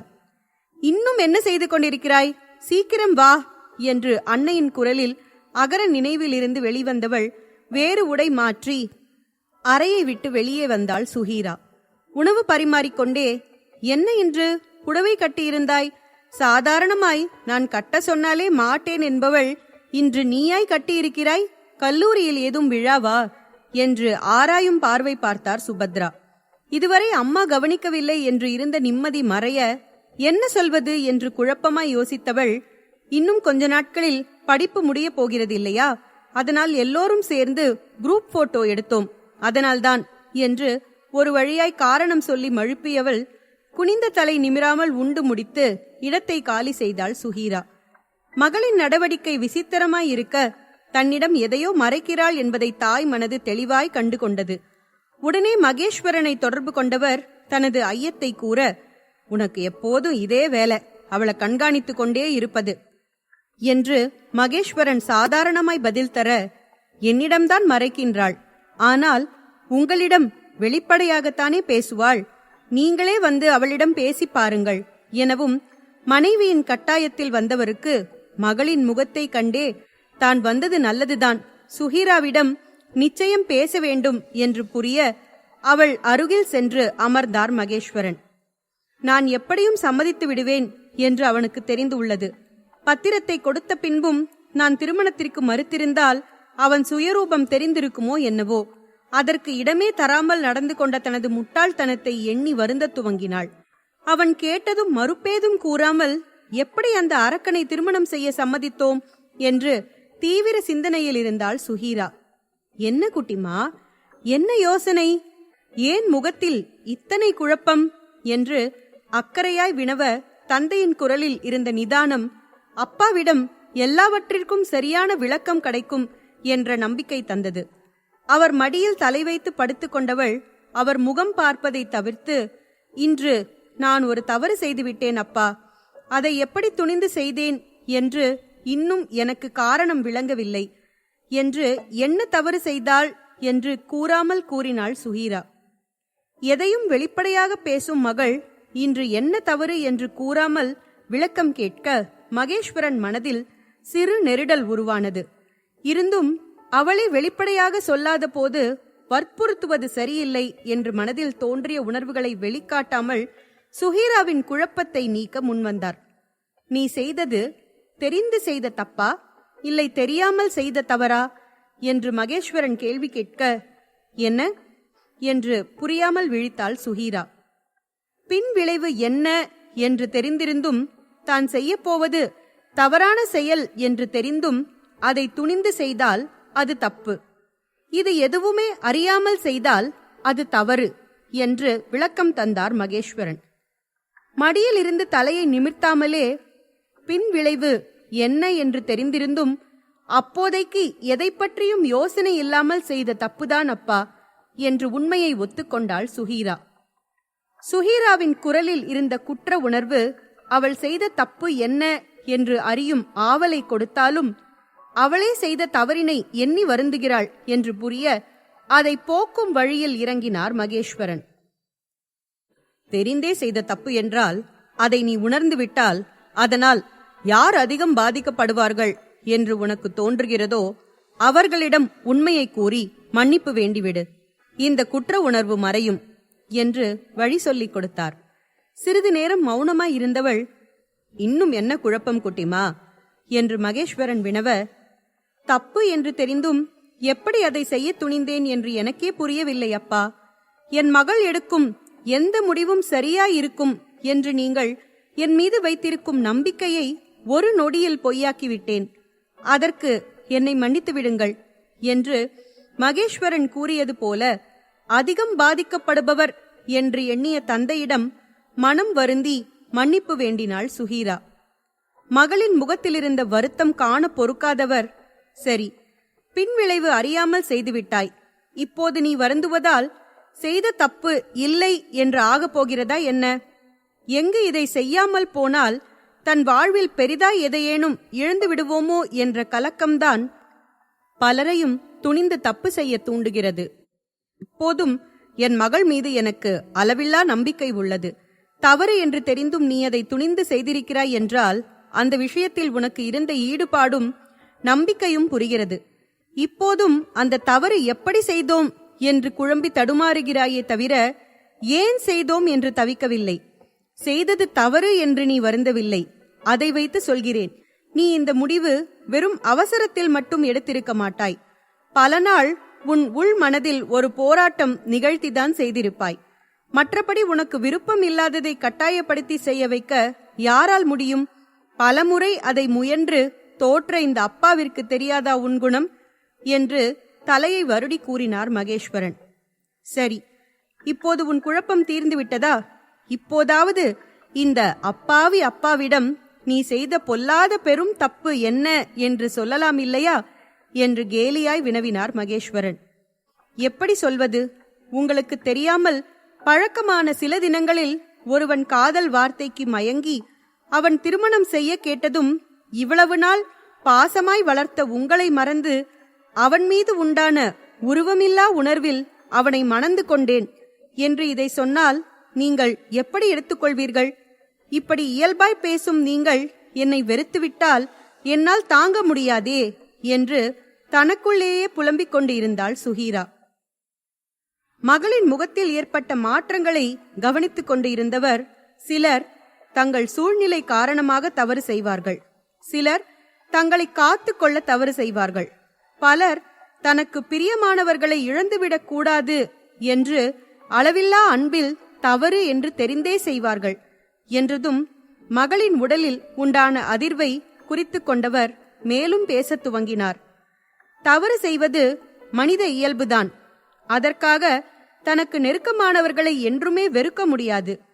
நீ எவ்வளவு பெரிய தவறு செய்திருந்தாலும் உன்னை மன்னித்து பொறுத்து கொள்ளும் அளவிற்கு எனக்கு என் மகள் மீது பாசம் உள்ளது. உன் மனம் தெளிவடைந்து என்று என்னிடம் சொல்ல வேண்டும் என்று உனக்கு தோன்றுகிறதோ அன்று என்னிடம் கூறு என்றவர், சரி, நீ இப்படி இருப்பதை பார்த்து உன் அம்மாதான் ரொம்ப கவலைப்பட்டாள். அவள் சொன்னதால்தான் பாதி வேளையில் அப்பா வந்தேன். இப்போது உனக்கு குழப்பம் தீர்ந்ததுதானே? நான் கிளம்பலாமா என்று மகளின் அனுமதியுடன் அறையை விட்டு வெளியேறினார் மகேஸ்வரன். என்ன என்று விசாரித்தீர்களா? அவள் அமைதிக்கு காரணம் சொன்னாளா? அவள் நடவடிக்கை கொஞ்ச நாட்களாக சரியில்லை. அடிக்கடி வெளியே தனியே செல்வது, வீட்டில் இருந்தாலும் எங்கேயோ வெறித்து கொண்டு இருப்பது என்று இருக்கிறாள். இன்று வழக்கத்திற்கு மாறாக புடவை அணிந்து சென்றுள்ளாள். முகமும் சரியில்லை என்று தொடர்ந்து கேட்டுக்கொண்டே சென்றார் சுபத்ரா. கொஞ்சம் அமைதியா இரு சுபத்ரா, நான் சுஹீராவிடம் பேசிவிட்டேன். சிறு தடுமாற்றம்தான். இதற்கு போய் தேவையில்லாமல் கண்ட வர்ணம் பூசாதே. அவளே குழம்பி தவிக்கிறாள். நீயும் எதையாவது கேட்டு அவளை மேலும் காயப்படுத்தாதே என்று மகேஸ்வரன் மனைவிக்கு அறிவுரை வழங்கினார். என்ன சிறு தடுமாற்றம் என்கிறீர்கள்? இவள் வயதில் வரும் காதல் பிரச்சனை வந்து ஒரு நாள் நம்மை தலைகுனிய வைக்கப் போகிறாள், அன்று தெரியும் உங்களுக்கு என்று பொரிந்து தள்ளினார் சுபத்ரா. ஏன், காதல் என்று வந்து நின்றால்தான் என்ன? அவளுக்காக வாழ்க்கை துணையை தேர்ந்தெடுக்கும் உரிமை அவளுக்கு இல்லையா என்ன? அவளுக்கு பொருத்தமான பையனை அவள் விரும்பும் போது அதை தடுக்கும் உரிமை யாருக்கும் இல்லை. அவன் நல்லவனா கெட்டவனா, குணம் எப்படி என்று மட்டும் பார்த்தால் போதும். அந்த தொந்தரவும் என் குட்டிமா எனக்கு கொடுக்க மாட்டாள். என் மகள் எடுக்கும் முடிவுகள் சரியானதாகவும் தெளிவானதாகவும் தான் இருக்கும். அவள் தேர்ந்தெடுக்கும் பையனும் குணத்தில் சிறந்தவனாகத்தான் இருப்பான். பெருமை பேசி சென்றார் மகேஸ்வரன்.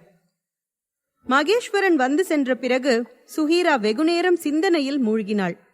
அப்பா சொல்வது போல எனக்கு விருப்பமில்லாமல் இந்த திருமணத்திற்கு சம்மதித்து இருக்க மாட்டேன் என்றால் எனக்கு எப்படி இந்த பகடுவை பிடிக்க துவங்கியது? என்னை அறியாமல் என் உள் மனம் அவனிடம் மயங்கத் துவங்கிவிட்டதா? எங்கு அவனை இழந்து விடுவோம் என்ற பயத்தில்தான் அவன் கேட்டதும் மறுபேதும் கூறாமல் திருமணம் செய்து கொண்டேனா? அது எப்படி சாத்தியம்? அந்த அகரன் நிபந்தனை விதித்து தன்னை காதலிக்கும்படி கட்டாயப்படுத்திய போதே அவனை பற்றிய முழு விபரம் சேகரித்தாள். வளர்ந்து வரும் தொழில்நுட்ப உலகத்தில் அது அவளுக்கு கடினமாகவும் இல்லை. அவன் பெரிய பணக்கார குடும்பத்தை சேர்ந்த ஒரே வாரிசு. பெண்களுடன் அதிகம் கிசுகிசுக்கப்பட்டு உள்ளான். அதை எதையும் அவன் மறுத்ததும் இல்லை. சமீபத்தில் நடைபெற்ற தொழிலதிபர்கள் சங்கத்தின் தலைவனாக தேர்ந்தெடுக்கப்பட்டவரை அவனை பற்றிய முழு விபரம் அறிந்து வைத்தவள். பல பெண்களுடன் பழகும் எண்ணம் உடையவன். சில காலம் முயன்றுவிட்டு பின் எந்த பலனும் இல்லை என்றால் தானாகவே விலகிவிடுவான் என்ற அகரனை கணித்திருந்தாள் சுஹீரா. அவனிடமிருந்து விலகியே இருக்க வேண்டும் என்று தீர்மானம் செய்து கொண்டாள். அதை அகரன் நடைமுறைப்படுத்த விடவில்லை என்றாலும் மனதால் அவனை ஒதுக்கி வைத்து இருந்தாய். நினைத்தது தவறு போல. இதுவரை எப்படி இந்த திருமணத்திற்கு மறுப்பு தெரிவிக்கவில்லை என்று குழப்பத்தில் திரிந்தவள் இப்போது எப்படி அவனுக்கு என்னுள் இடம் கிடைத்தது என்று புது குழப்பத்தில் மூழ்கினாள் சுஹீரா. முதலில் திருமணம் என்றதும் மறுத்துதானே கூறினேன். அது மட்டும் இல்லாமல் கட்டாயப்படுத்தி மிரட்டினாலும் எதிர்த்து நிற்கும் துணிவுடன் தானே இருந்தேன். ஆனால் தான் நினைத்தது போல் கட்டாயப்படுத்தாமல் காதலுக்காக பணிந்து சென்றதுதான் தன்னை யோசிக்க விடாமல் தலையாட்ட வைத்துவிட்டது என்று உண்மை புரிய துவங்கியது. அப்படியென்றால் இந்த விசரை இழக்கக்கூடாது என்று என் மனம் ஏங்கி தவித்திருக்கிறதா? அதனால்தான் இந்த தவறு நேர்ந்ததா என்று எண்ணியவள் அப்படி இருக்க வாய்ப்பே இல்லை. பல பெண்களுடன் சுற்றித் திரிந்த இந்த அகரன் மீது தனக்கு என்றுமே காதல் வராது. அவன் பத்திரம் கொடுத்த பின்பும் எப்படியாவது என்ன செய்தாலும் தனது காரியம் சாதித்துக் கொள்ளக்கூடியவன். இனி அவனால் அண்ணனுக்கு என்ன பிரச்சனையும் வரவிடக்கூடாது என்று முடிவு செய்ததுதானே மறுத்தாள். அண்ணனை ஏதும் செய்து விடுவான் என்று உண்மை புரிந்ததால் அவன் இஷ்டத்திற்கு பணிய வைத்தது தனக்கு அகரன் மீது காதலோ எந்த ஈர்ப்பும் இல்லை என்று தன் மனம் ஏற்கும்படி சில விளக்கங்களை கொடுத்து கொண்டாள் சுஹீரா. அப்பாவிற்கு அந்த பகடுவை பற்றி தெரியாது. தெரிந்திருந்தால் இப்படி பேசி இருக்க மாட்டார். இப்படி ஒரு அரக்கனை போல் திருமணம் செய்து கொண்டேன் என்று மிகவும் வேதனைப்படுவார். என்னால் இயன்ற அளவு என் திருமணம் செய்தி அறிந்து வருந்தும் நாளை தள்ளி கொடுக்க வேண்டும். இனியும் அகரன் காதல் வசனத்திற்கு தடுமாறக்கூடாது என்று தீர்மானங்கள் எடுத்துக்கொண்டாள். அப்பாதான் என் மனம் என்ன, நான் இருக்கும் சூழ்நிலை என்ன என்று புரியாமல் பேசுகிறார். தானும் அதுபோல் சிந்திப்பதா என்று அழகாய் ஒரு தலை சிலுப்பலுடன் அந்த எண்ணத்தையும் தூக்கி எறிந்தாள் சுஹீரா. அகரன் கொண்டது வெறும் ஈர்ப்பு. அது சிறிது காலம் கடந்தால் தானாய் மறைந்துவிடும். அந்த உண்மை அவனுக்கே தெரிந்துள்ளது. அப்படி ஈர்ப்பு மறைந்தால் இப்போது போட்டிருக்கும் காதல் நாடகம் கலைக்க வேண்டி வரும். அப்படி நேர்ந்தால் நான் சொன்னது உண்மையாகி அந்த அகம்பாவக்காரன் என்னிடம் தோற்றது போல ஆகிவிடும் என்றுதான் அவசரமாய் இந்த திருமணத்தை நடத்தியிருப்பான் என்று காதலும் இல்லை கத்திரிக்காயும் இல்லை என்று நடந்தவைகளுக்கு ஒரு காரணம் கற்பித்து கொண்ட பின்தான் அடுத்து செய்ய வேண்டிய நடைமுறைகளை பற்றி தெளிவாய் யோசிக்க முடிந்தது சுஹீராவால். அகரன் தன் மீது கொண்டது எளிதில் அழியாத காதல் என்று புரியாமல் போனது. அகரன் கொண்ட காதலை சோதித்து பார்க்க முடிவெடுத்தாள் சுஹீரா. இதுவரை என்னென்ன செய்து கட்டாயப்படுத்தி தனக்கு கஷ்டத்தை கொடுத்தவன் வழிய வந்து அவன் வாழ்க்கையே என்னுடன் பிணைத்து பெரும் தவறு செய்து கொண்டான். இது எனக்கான வாய்ப்பு.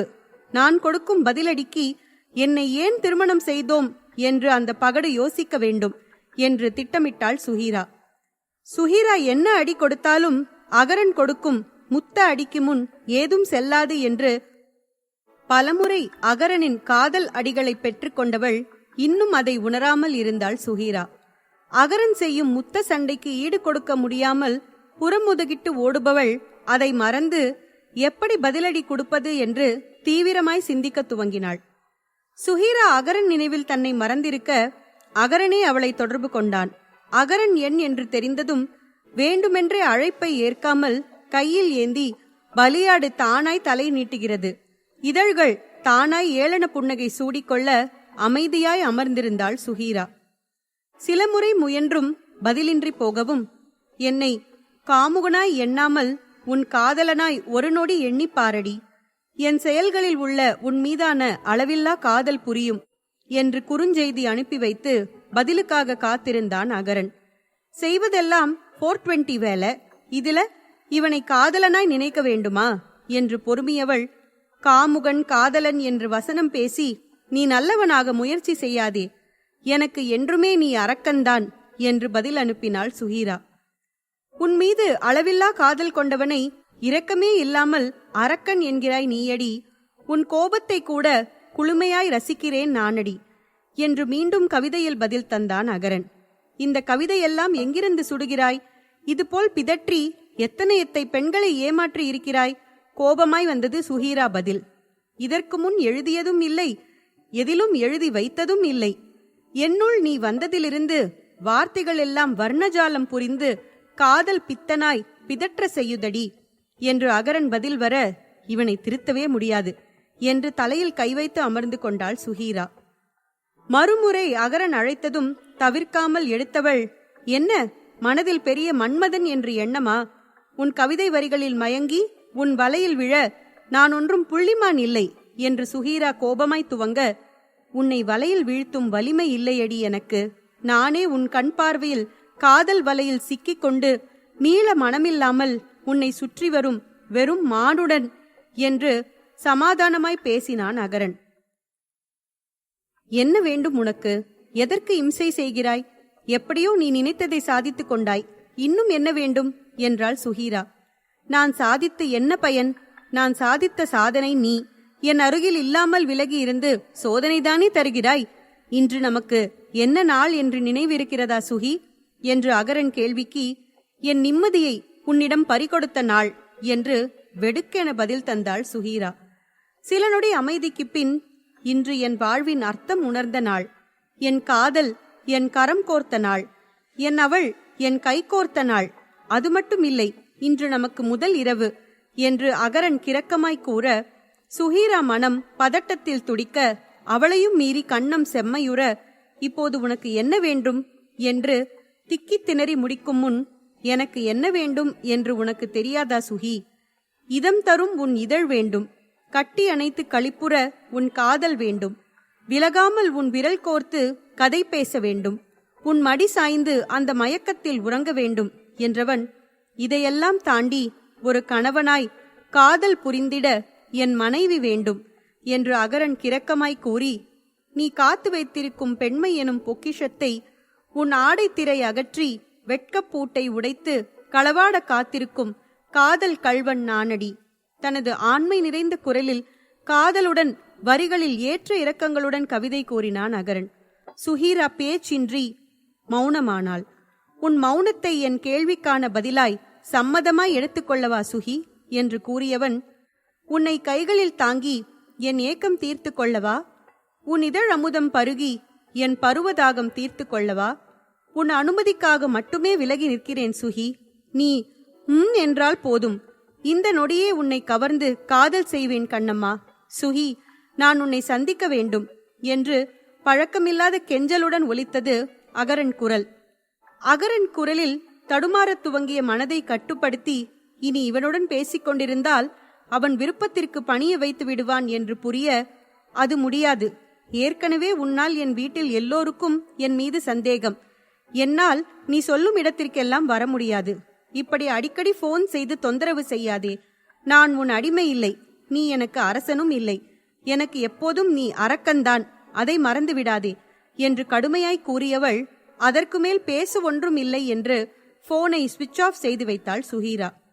மீண்டும் மீண்டும் அகரன் முயன்றும் ஸ்விட்ச் ஆஃப் என்று பதில் வர, பாவம் என்று பார்த்தால் ஓவராய்த்தான் பிஹு பண்ணுகிறாள்.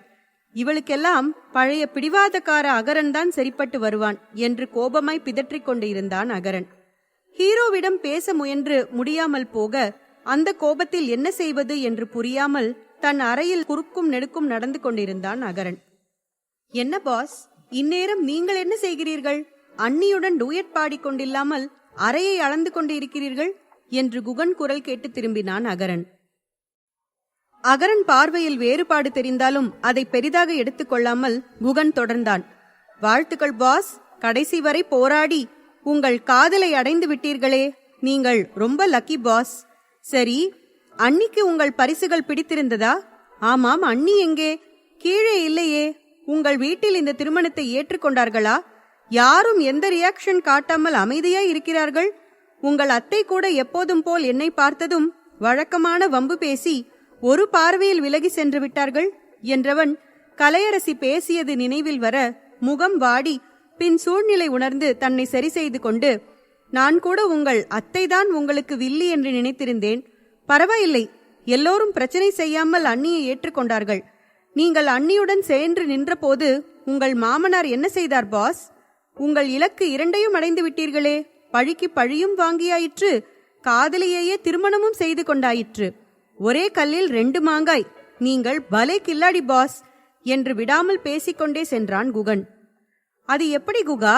எனக்கு தேவை ஏற்படும் போது சரியாய் என் முன் வந்து நிற்கிறாய் என்று அகரன் ஒரு மாதிரி குரலில் குகனை புகழ்ந்தான். அகரன் குரலில் இருந்த வேறுபாட்டை கண்டு கொண்டவன், அடடா குகா, நேரம் தவறி வந்துவிட்டாய் போல. பார்வையும் சரியில்லை, குரலும் சரியில்லை. எங்கெங்கோ பற்றி கொண்ட நெருப்பெல்லாம் உன்னை சுட்டரிக்க காத்திருக்கிறது. இனியும் நீ இங்கு இருப்பது ஆபத்து. நைசாக நழுவிக்கொள் என்று தனக்குள் தானே கூறிக்கொண்டு, நீங்கள் அண்ணி பற்றிய நினைவில் இருக்கிறீர்கள் போல. இடையில் நான் எதற்கு நந்தி போல? நான் தேடி வந்த ஃபைல்களை நாளை எடுத்துக்கொள்கிறேன் என்று அரை வாயில் புறம் திரும்பி தப்பிக்க நினைத்தான் குகன். வாசலில் அதிகா வழி மறைத்து நிற்க, இவர்கள் வேறு நேரம் காலம் தெரியாமல் என்று முறைத்தபடி குகன் திரும்ப, குகனுக்கு வெறு அருகில் வந்துவிட்ட அகரன், அதிகா, நீ குகனுக்கு குடிக்க எதும் கொண்டு வா, எனக்கு குகனுக்கு கொடுக்க வேண்டியது நிறைய உள்ளது என்று அதிகாவை அனுப்பி வைத்தவன் குகன் தோள் மீது கை போட்டுக்கொண்டு கதவை மூடி தாழ் போட்டான் அகரன். பாஸ், இது ரொம்ப தவறு. 1000 தான் நான் உங்கள் பிஏவாக இருந்தாலும் கல்யாணம் ஆகாத கன்னி பையன் என்னிடம் நீங்கள் நடந்து கொள்ளும் முறை சரியில்லை. எதற்கு இப்போது கதவை அடைத்தீர்கள்? என்னை வெளியில் விடுங்கள் என்று தடுமாற்றத்துடன் வசனம் பேசி தான் இருக்கும் இக்கட்டான நிலையிலும் குகன் வாய் அதன் வேலையை காட்டியது. என்ன கன்னி பையனா என்று குகனை நெருங்கி வந்து அவன் சட்டை காலரை பற்றி கொண்டு, என்ன கேட்டாய்? அண்ணி எங்கேயா?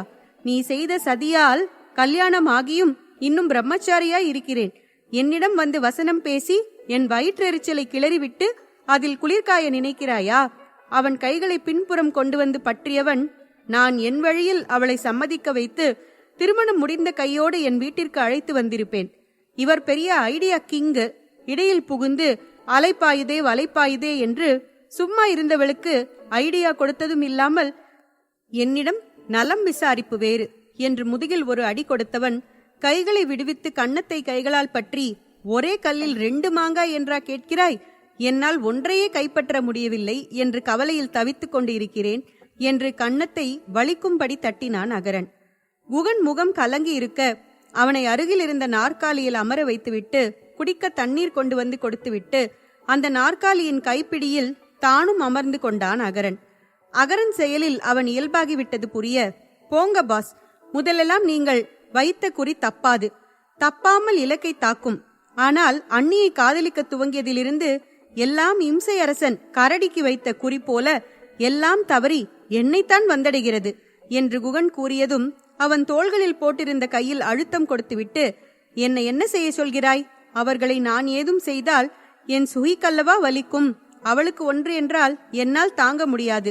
இந்த நினைவே என்னை ஏதும் செய்ய விடாமல் தடுக்கிறது என்று கூறிய அகரின் குரலில் இருந்த மென்மையே அகரன் காதலை ஆழமாய் காட்ட குகன் முகமும் மலர்ந்தது. எல்லாம் காதல் செய்யும் மாயம் பாஸ். அந்த மாய வலையில் மாட்டிக்கொண்டு கொஞ்சம் கொஞ்சமாய் தொலைந்து கொண்டு இருக்கிறீர்கள். இப்போது என்ன பாஸ், அண்ணி உங்களுடன் வர சம்மதிக்கவில்லை. அதனால் நீங்கள் நினைத்தது போல உங்கள் மாமனாருக்கு பதிலடி தர முடியவில்லை. அதுதானே உங்கள் கோபம் என்று குகன் வினவ, என் மாமனாருக்கு எப்போது உண்மை தெரிய வந்தாலும் அது அவர் என்னை பேசியதற்கு தண்டனைதான். ஆனால் உன் அண்ணி இருக்கிறார் பார், சரியான பச்சை மிளகாய். நேரம் காலம் தெரியாமல் காரத்தை காட்டி கோபத்தை கூட்டி விடுகிறாள். எந்த கட்டாயத்தாலும் அவள் அன்பு மாறக்கூடாது. அவளுக்கு என் காதலை உணர்த்திவிடும் ஆசையில் எல்லாம் செய்கிறேன். ஆனால் அவள் என்னை புரிந்து கொள்ளவே மாட்டேன் என்கிறாள் என்று வலிமிகுந்த குரலில் கூறினான் அகரன். உங்கள் நிலை புரிகிறது பாஸ். அதற்காக அண்ணியிடம் காட்ட வேண்டிய கோபத்தை என்னிடம் காட்டிக்கொண்டு இருக்கிறீர்கள். நான் என்ன செய்வேன்? அந்த நேரத்தில் அண்ணியை சம்மதிக்க வைக்க எனக்கு வேறு யோசனை தெரியவில்லை. இப்போது உங்களுக்காக என்ன செய்ய வேண்டும் என்று சொல்லுங்கள். அதை சிறப்பாய் செய்து விடுகிறேன் என்று அகரன் சொல்லும் எதையும் செய்ய துணிந்தான் குகன். முகத்தில் கள்ள சிரிப்பு படர தனக்கு என்ன செய்ய வேண்டும் என்று கூறினான் அகரன். உங்கள் காதலின் தூது இதுதானா என்னும் குகன் அகரன் சொன்னதை செய்ய சம்மதித்தான். மனதில் இருந்த இறுக்கம் விலகவும் இயல்பாய் தோன்றிய தோழமையுடன், இப்போது எதற்கு வந்தாய்? எந்த ஃபைலை தேடி வந்தாய் என்று விபரம் கேட்டான் அகரன். அதுதான் பாஸ், அந்த சாய தொழிற்சாலை பற்றிய ஆதாரங்கள் அடங்கிய ஃபைல். நாளை சங்க மீட்டிங் சமர்ப்பிக்க வேண்டியது என்று விபரம் குகன் கூறவும் அகரன் முகத்தில் கோபம் நிறைந்தது. அகரன் முகமாற்றத்தை கவனித்தவன், அவனுக்கு நீங்கள் சரியான பாடம் கற்றுத்தருவீர்கள் என்று நம்பிக்கை உள்ளது. உங்கள் கவனத்தை சிதறவிடாமல் அண்ணியை பற்றி மட்டும் யோசியுங்கள். அவர்களை எப்படி உங்கள் வழிக்கு கொண்டு வருவது என்று மட்டும் சிந்தனை செய்யுங்கள் என்று கூறினான் குகன். சுஹீரா பெயரை சொன்னதும் கோபம் மறைந்து காதல் வெட்கம் கொண்டது அகரனின் மனம். அகரன் அறையில் இருந்து வெளியே வந்த குகனை கையில் ஜூஸுடன் எதிர்கொண்டாள் அதிகா. அதிகாவை கண்டதும் விலகி செல்ல குகன் நகரும் போதே, வீட்டுக்கு வந்த விருந்தாளிக்கு ஏதும் கொடுக்கவில்லை என்றால் அத்தை கோபித்துக் கொள்வார்கள் என்று கையில் இருந்ததை கொடுக்க, அதை கையில் வாங்காமல், நீங்கள் தவறாக நினைத்துக் கொண்டீர்கள் மேடம். நான் விருந்தாளி இல்லை, உங்கள் முறைப்பையன் அலுவலகத்தில் வேலை பார்க்கும் சாதாரண வேலைக்காரன். எனக்கு இந்த உபசரிப்பெல்லாம் அதிகம் என்றதும், ஓ அப்படியா, அப்படியென்றால் இதை வாங்கி குடி, உன் பாஸின் முறைப்பெண் கட்டளை இது என்று கட்டாயப்படுத்த அதை வாங்கி பருகியவன் முகம் சுருங்க, என்ன இது என்றான் சற்று கோபமாய். பாகற்காய் ஜூஸ். கரண் குடிக்க கொடுக்க சொன்னான் என்ன என்று சொல்லவில்லையே. நீ இப்படித்தான் ஏடாகூடமாய் பேசுவாய் என்று தெரியும். அதனால்தான் முன்பே தண்டனையுடன் வந்தேன். என் அம்மா பேசியதற்கு என்னிடம் ஏன் முகம் திருப்புகிறாய் என்று உரிமையாய் சண்டையிட்டாள் அதிகா. உன் அம்மா நினைப்பதில் என்ன தவறு? அவர்கள் மகள் நல்ல பணக்கார இடத்தில் செல்வச் செழிப்புடன் வாழ வேண்டும் என்று விரும்புகிறார்கள். நியாயமான ஆசைதானே என்று குரலில் ஏளனம் கலந்து கூறினான் குகன்.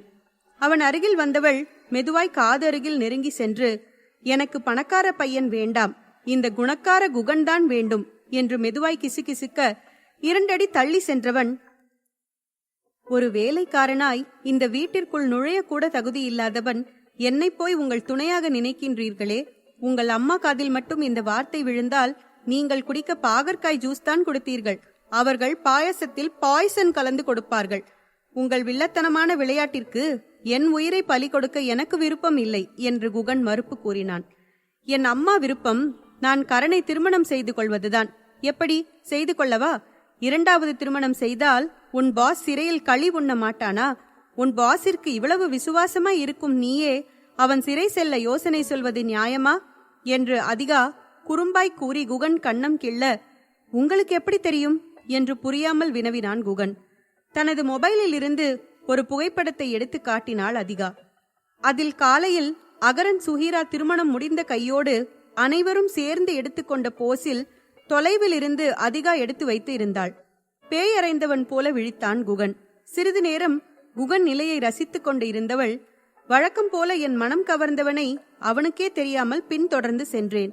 திடீரென அவன் பாஸ் காதலிக்கும் பெண்ணை காரில் ஏற்றிக்கொண்டவன் திருமண பதிவு செய்யும் அலுவலகத்தில் இறங்கி திருட்டுத்தனமாய் அவனுக்கு பிரியமான பாஸுக்கும் பாஸிற்கு பிரியமான காதலிக்கும் திருட்டு திருமணம் செய்து வைத்துவிட்டு சாட்சியாக புகைப்படம் எடுத்ததை என்னவனை என்னிடம் சிக்க வைக்க நான் ஒரு கிளிக் செய்தேன். நீ தெளிவாய் தெரிகிறாய் பார் என்று மீண்டும் புகைப்படத்தை காட்டினாள் அதிகா. உங்களுக்கு வேறு வேலை இல்லையா? எப்போதும் என்னை பின்தொடர்ந்து கொண்டே இருப்பதுதான் உங்கள் வேலையா? உங்கள் குடும்பம் செல்வாக்கு வேறு, என் நிலைமை வேறு. கொஞ்சம் கூட பொருந்தாது. அதை எண்ணாமல் கண்டதையும் கற்பனை செய்து என் வாழ்வை சிதைத்து விடாதீர்கள் என்று கோபமாய் கூறினான் குகன். நானும் பிறந்ததிலிருந்து வசதியில் வாழ்ந்தவர் இல்லை. என் அப்பாவும் மாத சம்பளத்தில் வேலை பார்த்தவர். அனாதை ஆசிரமத்தில் கூட சில வருடம் வாழ்ந்தது உண்டு. என் அத்தை மாமா இரக்கத்தால் இந்த வசதியை அனுபவித்து வாழ்ந்து கொண்டு இருக்கிறேன். உன் குடும்ப சூழலுக்கு என்னால் என்னை மாற்றிக்கொள்ள முடியும் குகா என்று வாதம் செய்தாள் அதிகா. ஆனால் என்னால் உங்களை ஏற்க முடியாது மேடம் என்றான் குகன். உன் வெகுளித்தனமான குணமும் கரண் மீது நீ காட்டும் பாசமும் அக்கறையும் தான் உன்னை எனக்கு பிடிக்க துவங்கியது குகா. அவ்வளவு எளிதில் என் காதலை விட்டு கொடுக்க மாட்டேன் என்று அகரன் அத்தை மகள் என்று தெளிவாய் காட்டினாள் அதிகா. நான் என் பாஸிற்கு மட்டும்தான் நல்லவன், எல்லோருக்கும் இல்லை, அதை மறந்து விடாதே. இப்போது என்னை பார்த்ததும் உன் அம்மா என்ன சொன்னார் தெரியுமா? அவர்களின் மாப்பிள்ளையின் மந்தி வந்து விட்டேனாம். இந்த மந்தியை என்றும் அவர்கள் மருமகனாய் ஏற்க மாட்டார்கள். தயவு செய்து உன் மனதை மாற்றிக்கொள் என்று அறிவுரை கூறினான். கோபத்தில் குகன் தன்னை ஒருமையில் அழைத்தது மனதிற்கு இதம் தர, அவர்கள் சொன்னதில் என்ன தவறு? நீ கரணின் மந்திதான், அவர்கள் காதலை சேர்த்து வைக்க உதவும் அனுமன் மந்தி என்று சுற்றுமுற்றும் பார்வையை செலுத்திவிட்டு எக்கி அவன் கன்னத்தில் இதழ் பதித்தவள் என் மனம் கவர்ந்த மந்தி என்று கூறி ஓடிச் சென்றாள் அதிகா. இதழ்பட்ட இடத்தை ஒரு கையால் இதமாய் வருடியபடி அவள் சென்ற திசை பார்த்து கொண்டே அவன் கொடுத்து சென்ற பாகற்காய் ஜூஸ் குடித்தான். அதன் கசப்பு கூட உணராமல் அதிகாவின் நெருக்கம் தந்த கிறக்கத்தில் தன்னை மறந்து ஒரு சொட்டும் விடாமல் குடித்துவிட்டு சென்றான் குகன். குகன் அதிகா உரையாடல்களை இரு செவிகள் ரகசியமாய் கேட்டு மனம் நிறைந்து இதழ் புன்னகை செய்தது. சுஹீரா வீட்டில் அழைப்பு மணி அடித்து காத்திருந்தவன் சுபத்ரா வந்து கதவை திறக்க அணிந்திருந்த தொப்பியை முகம் மறைக்கும்படி சரி செய்து கொண்டு சில பொருட்களை காட்டி விற்பனை செய்ய முயல வேண்டாம் என்று மறுத்து சென்றார் சுபத்ரா. மீண்டும் அழைப்பு மணி அடிக்க இம்முறை கதவை திறந்தாள் சுஹீரா. அவள் கையில் ஒரு பார்சலை கொடுத்தவன் இதில் இருப்பதுபடி செய்யவில்லை என்றால் பின்விளைவு மோசமாய் இருக்கும் என்று மிரட்டும் தொனியில் கூறிவிட்டு சென்றான் அந்த சேல்ஸ்மேன். குழப்பத்துடன் கையில் இருந்த பார்சலை யார் அனுப்பியது என்று அதில் இருந்த வாசகங்களை படித்து பார்த்து கொண்டிருந்தாள் சுஹீரா. உன் மௌனம் என்னை கொல்ல, என்னை கொள்ளை கொண்டவளே, உன் மௌனம் கலைத்து என் உயிராவாயா? உன் இதயத்தின் அரக்கன் என்று இருக்க இது அகரன் வேலை என்று புரிந்து போனது. தன் அன்னை காணும் முன் தனது அறைக்கு சென்றவள் அதை பிரித்து பார்க்க இன்று காலையில் நடந்த திருமணம் பதிவிற்கான தாள்கள் மற்றும் எடுத்துக்கொண்ட புகைப்படங்களும் அதில் இருக்க மனம் பதறத் துவங்கியது. அதனுடன் இருந்த கடிதத்தை எடுத்து படித்தாள் சுஹீரா. என் இதயத்தில் வசிப்பவளுக்கு நீ என்னை விலகி நின்று காயப்படுத்த நினைத்தால் எனக்குள் இருக்கும் அரக்கன் விழித்துக் கொள்வான். அவனுக்கு உயிரான உன்னை ஏதும் செய்ய மாட்டான். ஆனால் உனக்கு உயிரானவர்களுக்கு தொந்தரவு கொடுப்பான். மனிதனாய் இருப்பதும் அரக்கனாய் மாறுவதற்கும் நடுவில் இருப்பது உன் காதல் மட்டும்தான். அதை மறந்துவிடாதே. உன் காதல் எனக்கு இல்லை என்று கூறி என் நிம்மதியை நீ குலைத்தால் உன் குடும்பத்திற்கும் நிம்மதி இல்லாமல் போய்விடும். நீ இப்போதைக்கு மறைக்க நினைக்கும் விஷயத்தை வெளிப்படையாக கூறி என்னை பிரிந்திருக்க விரும்பும் உன் விருப்பத்தை நிறைவேற்றாமல் இருப்பதே என்னுடன் அழைத்து சென்று விடுவேன் என்று இதமாய் துவங்கி மிரட்டலுடன் முடித்திருந்தான் அகரன். கடிதம் படித்த கையோடு தனது போனை உயிர்ப்பித்தவள் அகரனை தொடர்பு கொண்டாள். சுஹீராவின் அழைப்பிற்காகவே காத்திருந்தவன், என்ன சுஹி, போட்டோ, பதிவு திருமணம் பத்திரம் எல்லாம் பத்திரமாய் வந்து சேர்ந்ததா? நானும் நல்லவனாய் அன்பான கணவனாய் இருக்க நினைக்கிறேன். ஆனால் உனக்கு அரக்கனைத்தான் பிடிக்கிறது போல. சரி, இன்று மாலை உன்னை சந்திக்க வேண்டும். எந்த இடம் என்று நீயே முடிவு செய்து கொள். உனக்கும் சரிபாதி உரிமை தர வேண்டும் இல்லையா? இடம் முடிவு செய்துவிட்டு கூறு என்று கட்டளையுடன் முடித்தான் அகரன். அண்ணன் கடன் பத்திரம் இல்லை என்ற தைரியத்தில் பதிலடி கொடுக்க நினைத்தவள், இனி அவன் சொல்படி நடக்கவில்லை என்றால் திருமணத்தை பற்றி கூறுவேன் என்று அகரன் தாக்குதலில் மூச்சு பேச்சின்றி அமைதியானாள் சுஹீரா. வார்த்தைகளால் வாதம் செய்து என்னை வீழ்த்தும் வஞ்சகியே, முத்த சண்டையில் யுத்தம் செய்து உன்னை வசியம் செய்வேன் என் சக்கியே.